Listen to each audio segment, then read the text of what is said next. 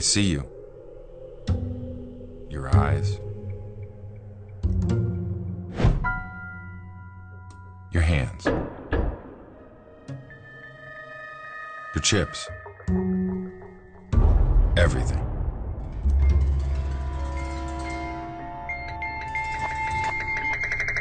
So I don't need to see your cards. We play at fulltailpoker.com.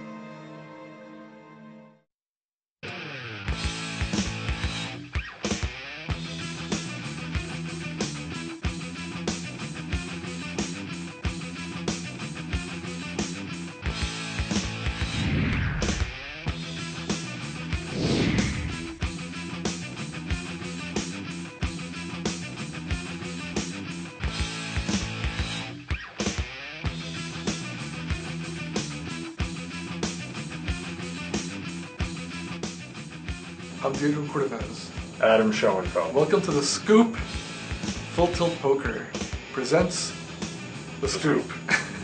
Today we have a special guest who has made his mark now in the World Series by winning a big 6-max no-limit tournament. But for people who play on the internet, he really is a legendary player in the Limit Hold'em, and now he's expanding to other games. But true internet legend. People know him more as Haas TBF, and for a long time people didn't know who Haas TBF is, but it's Matt Hawrilenko, and he's one of these super smart X-option traders who started playing poker. And he knows the sigma, the divided by sign. He knows all of it. He hangs out with Bill Chan and Terrence Chan and these guys, and it would have been better if he'd stayed in the options trading. Yeah, for us. In the Full Tilt bio they put up, it says in a couple of places that you have a math-based approach to Limit Hold'em, and that you use your math skills. And of course, that's always considered kind of a backhand compliment. Mm-hmm. But to what extent is that just hype, or what does that really mean? Well, I do take a math-based approach, but I also think that separating like the math-based approach from the more whatever gamesmanship approach is a false dichotomy, because I think the two can and should work together. So yeah, I met Bill Chen and Jared Ankerman pretty early in my poker career, and of course they wrote The Mathematics of Poker. Yes, those guys are smart. Yeah, those guys are smart. Yeah, I've known Bill a long time, but we had Bill on the show, and of course we we were pretending like we were keeping up with him, but he takes it to a different level. He's a math PhD. Yeah, but I mean, ultimately, I think the two approaches get you to a very similar place, which is, beyond, like, when people hear math-based approach, they think, oh, so, immediately they say to me, oh, so you play the percentages and stuff like that. And it's like, well, yeah, but no, like, I generally say that that's the language you need to speak to talk about the game. Mm-hmm. So, so I think there's a lot of valuable stuff that math can contribute. So obviously computers can't attack like the whole real game of poker because the game tree is so big. There's so many different decision nodes. But like what Bill and Jared do, and what I've like tagged on, try to understand as they do it, is they create toy games which look kind of like real poker, which are solvable, are tractable, and can provide inferences into the bigger game. So, I mean, that's about what, that's what it is. And it's kind of saying, well, here are the types of hands that you need to value bet, and here are the types of hands that are most profitable to bluff, and here are about the approximate ratios of that. But as your read changes or whatever, you obviously have to weight that more. And so in that sense, the two can be used in conjunction. I mean, one thing about math is that it seems misunderstood just as a term, and then people really do think it refers to arithmetic or mathematics. And obviously, it's much more about logic and game theory and becoming non-exploitable, I suppose. Yeah. But I mean, what would be kind of a concrete example of a game that you'd adapt to Limit Hold'em, which is where you're best known, which maybe would surprise people as being an example of math, which they don't even think of as being mathematics? Well, I guess the first thing I can think of is the Ace King Queen game, and I think it was Mike Caro who originally came up with this game, where basically there's one street of betting and a deck with 3 cards, and there are 2 players. You get an ace, a king, or a queen, and the first guy has the option to, or the first guy automatically checks, and the second guy has the option to bet or to check. So how do you play this game? Well, first thing you kind of come to realize is you should bet your aces all the time. And then what do you do with your kings? And, well, if you bet your kings, the guy's going to fold his queen. And he's going to call with an ace. So that's clearly negative EV. But then, if you only bet your aces, now, the guy's just... Eventually he's going to catch on, right? So you also have to bet some queens, like depending on the pot is, like you bet your queens a third of the time if the pot is whatever, 2. And so now he'll have to call with some kings to keep you from bluffing. And there are situations a lot like that in Limit Hold'em. Without like giving specific hands, like it's pretty obvious to players when they get in these spots, or it should be, that when you have a hand that can only be that can beat a bluff, but isn't going to bluff out any other hands, like this is the Ace King Queen game. Like if you have fourth pair on a King Queen Jack 7 deuce board, and you see people like trying to bluff it or whatever. It's exclusively a bluff catcher. It's a huge mistake, and that you can derive straight from the Ace King Queen game. If you see someone make that kind of mistake once, do you feel like you now own them?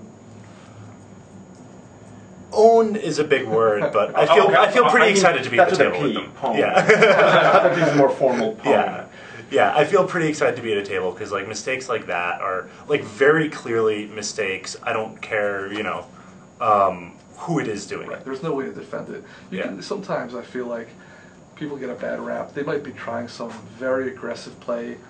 It has a chance to succeed, but you see other plays where people make certain calls or certain plays that there's just no possible way to defend it. There's no thinking, there's no history they could have had with a player that would justify it. And then you know that that's got to be a poor player. They've got some weakness. Matt, so I'm sorry. I was going to say that the other thing that you could take from the Ace King Queen game, and there's a 0 in game, which I don't need to explain. But the gist is, what sorts of hands should you bluff with? In the Ace King Queen game, you bluff with the queen, clearly, right? It has no value other than as a bluffing hand. So when you start looking at Limit Hold'em hands, the way I look at Limit Hold'em is I think, okay, given the sequence of actions, like what hands can I reasonably hold? And I try to, on this river and such board, and I try to balance it between, my strong value betting hands and my bluffing hands. And what hands are most profitable to bluff? Well, the very worst hands in your range. And if you kind of look at an EV graph, right, like the king highs, the queen highs, well, they're too good to bluff. Like maybe you'll bluff out some better hands, but like they have so much showdown value that if you should have, whatever 1 over p plus 1, 10% of your range should be bluffing hands. Like you should be bluffing like the missed straight draws, like in the very the 5 highs, like the 6 highs, and those hands just gain so much value. And again, you can get that straight from game theory, but it's something that a lot of good players can intuit without game. Are you playing mainly now heads up, or the short-handed, or full ring, or a mix? Well, I was playing mainly heads up for a while, but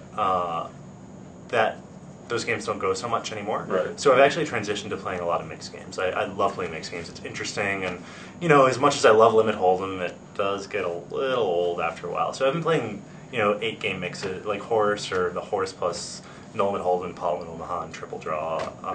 It's much more fun. Although in terms of what you were describing as a mathematical model, heads up is kind of the ultimate place to apply those pure mathematical approaches. Yeah, absolutely. Because as opposed to a multiplayer game. Yeah, no, that's a great insight actually. Like once you get 3-handed and beyond, like just all sorts of strange stuff happens. Things are called collusive equilibria, which is not to be confused with actual collusion. It's just it's a passive collusion. Like the best example I can think of is if the button raises in a 3-handed game, and then the small blind now has the choice to 3-bet or to call, or of course fold, right? And if he calls, he's hurting the button and helping the big blind. And if he 3-bets, he's hurting the big blind and helping the button.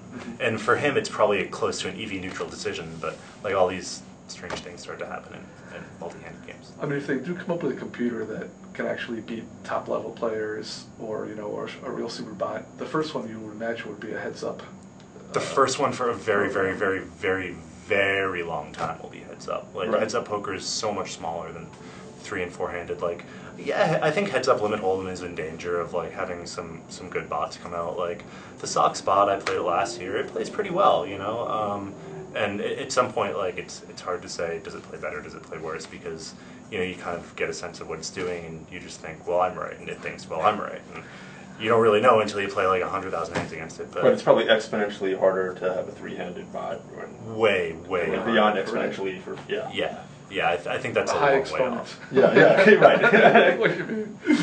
I mean, we've talked to a bunch of people who played in those big corporation games against Andy Beal, and obviously he was very smart in that he defined the game as heads up limit hold'em, which is the game that's going to give them the best chance to win. It's almost not poker. I mean, it is poker, but it eliminates a lot of the poker skills that would take them a lot longer to acquire. Like, which skills are you talking about? Because I think it's like the ultimate poker. That's what I think. Well, maybe that's a difference of semantics. I mean, I guess what I'm saying is, in terms of what we think of all the skills that go into being a well-rounded poker player that you acquire in terms of, you know, reading other players and manipulating other players and managing yourself in a multi-way pot based on other people's characteristics. You don't have to worry about any of that. You can come up with a model that optimizes how you play every hand, or no. I mean, You can try to come up with a model, but it's people. I mean, he did. He was trying to make himself okay, a bot. he did. He was trying to make himself a bot, in effect, which is simpler heads up than it would have been in a full ring. Right. Yeah. Actually, that was one of the first poker books I read. I read it right after I qualified for the main event. And it's a really cool book. I mean, I think a lot of this stuff is more subtle, but you know, one of the things I like about it, you know, you can skin a sheep once, you can shear him many times, or I guess you're supposed to say that the other way around. But you know, like if you make these subtle adjustments in big play, like I'll often, if I think I'm exploiting a player, I'll often not try to go too crazy with it, because actually this favorite quote from Harry Potter when let's see, Cornelius Fudge is talking to the Prime Minister of Britain, and the guy asks him, you know, so there, you know, these dark wizards, why can't you stop them? You know magic. And he says, but the other side knows magic too, Prime Minister. And it's true, right? Like, people do catch on that you exploit them if you start exploiting them too much. So I like to do it around the edges. In that sense, like, I feel like I can prolong my edge for longer. Do you feel when you're playing heads up, limit hold'em, and then let's say like you say, you're exploiting someone, and you're just beating on them. Now you obviously have to, and they start tilting. You have to adjust to that. You can't just keep doing the same thing. Oh, right? for sure you adjust to it, but again, I think making like these really big course corrections is a dangerous precedent to set, because you know, a lot of times you think someone's tilting and they're just catching like a lot of times people think I'm tilting, and they're like, yeah, you really tilted in that game. Like, no, I actually just caught like a lot more of hands like a lot more bluffing hands than I usually would. And like when I have the bluffing hand, yeah, I always bluff with the bluffing hand. And you know, like people say, oh, you're tilting, you were playing like a maniac, or you were playing so passive. And like I hear all these things. It's like, no, I'm always playing the same game. You're seeing a small sample size, and you're reading too much into that. You know, we like to see patterns and things, like whatever it is, it's just the way our brain works. But oftentimes they're not there, and we're misleading ourselves. Especially if you watch a heads up match, especially from the outside, you can draw all sorts of fanciful tales about what's happening, and none of it may be true, or some of it may be true. That's a very good point. Yeah. I mean, more important, it seems like it's more important to play your hands optimally and be aware of the image that is being created, which may be a false image just based on how the hands have gone. I mean, in other words, you get a lot of hands, you play them, and you play them aggressively, and now you have to factor in the fact that the other guy thinks you're a very loose, aggressive player, which actually has just been dictated by the hands that have been dealt and how they've played out, or vice versa. Yeah, I mean, I think that's true, and I suspect that's much more true in No Limit than it is in limit games. Like, guys are asking me all the time for like my read on such and such a player and such a player. Is he a maniac? Is he this? Is he that? And usually I'm like, I don't really know. I just play my hands, you know. like certainly I think I get more of a read when I play live or when I try to play the big bet games. But I think there's a lot more valuable stuff that most people can focus on before they start worrying about that stuff, because that stuff definitely helps around the edges. But if you don't have a strong strategy to start with, and in my opinion, the vast majority of limit hold'em players don't. Although, I mean, don't get me, there are tons of great players, but or if people have a good strategy and they let that stuff make them deviate. It can corrupt it. Yeah, absolutely. So I think for pretty much anyone, you know, when I was playing ring games or whatever, I was winning like a little over 3 bets per 100, which I think is pretty good in like a 6-handed game. And you know, I think very good. Or even like a heads-up game. I think if I were a great exploiter, like like Phil Ivey type great exploiter, it probably could have added like maybe another half a bet to a bet. So really, like, you can do really, really, really well without worrying about that stuff. And I know that it's the fun stuff to think about, but it's not the most profitable stuff to think about. Thanks for joining us on The Scoop, brought to you by Full Tilt Poker. Full Tilt is the label that pays me. And not surprisingly, Matt Hawrilenko has turned out to be very articulate, Delightful. very interesting. And we've talked a lot about Limit Hold'em, but he also has tournament triumphs and other aspects of poker to talk about. A little annoying that now he's winning at no limit as well. I fear that he'll be winning in many Other arenas. disciplines. So we're going to bring him back next week. And in the meantime, write to us at The Scoop at cardplayer.com. I've seen just about everything. Seen queens overthrow kings, and straights flushed away. I felt the sweat after every re-raise, and nearly buckled after bad beats. Seen rags lead to riches, and witnessed countless miracles on the river. So if you want to play, take a seat and show me something I haven't seen. We play at FullTiltPoker.com.